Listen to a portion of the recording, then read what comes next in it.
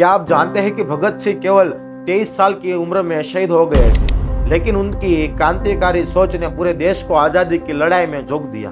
आज मैं आपको बताऊंगा भगत सिंह की पूरी कहानी, एक ऐसी कहानी जो साहस, बलिदान और संघर्ष से भरी हुई है। भगत सिंह का जन्म 28 सितंबर 1907 को पंजाब के लायल जिले के बग्गा गांव में हुआ था, जो अब पाकिस्तान में है। उनका परिवार पहले से ही क्रांतिकारी गतिविधियों में सक्रिय था। उनके पिता किशन सिंह और चाचा अजीत सिंह दोनों ब्रिटिश सरकार के खिलाफ थे और कई बार जेल जा चुके थे। अपने परिवार से प्रेरणा लेते हुए भगत सिंह ने बचपन से ही ब्रिटिश हुकूमत के खिलाफ विद्रोह की भावना को अपने भीतर विकसित किया। जलियांवाला बाग नरसंहार ने उन्हें झकझोर कर रख दिया और यहीं से उन्होंने ब्रिटिश हुकूमत से लड़ने का पक्का इरादा कर लिया।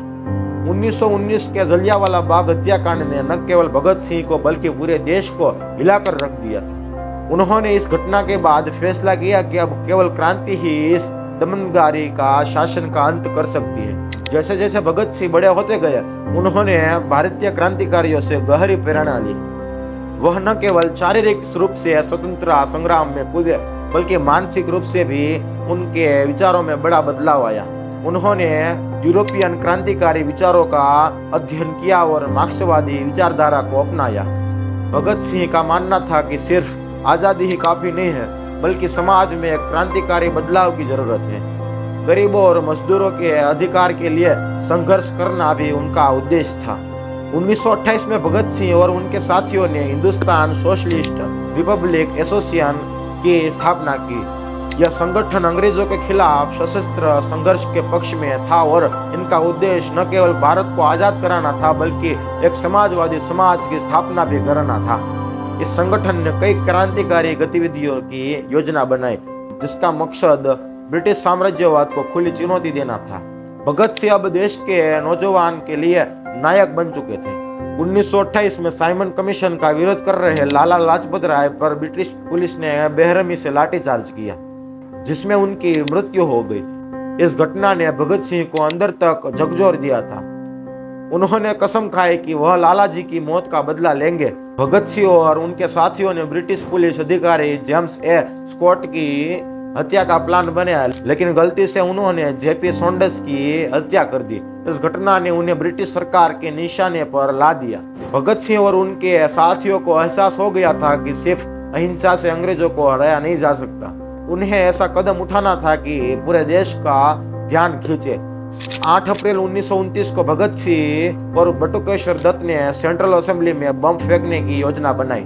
बम से कोई घायल तो नहीं हुआ, क्योंकि उनका उद्देश्य किसी को नुकसान पहुंचाना नहीं था, बल्कि अंग्रेजी हुकूमत के खिलाफ आवाज उठाना था।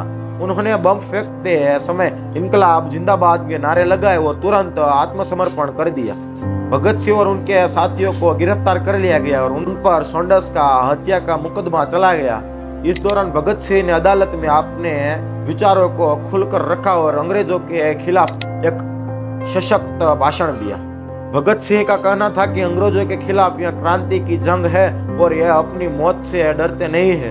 उनका मानना था कि उनका बलिदान देश के युवाओं को जागरूक करेगा और ब्रिटिश हुकूमत के खिलाफ एक व्यापक जंग आंदोलन खड़ा करेगा।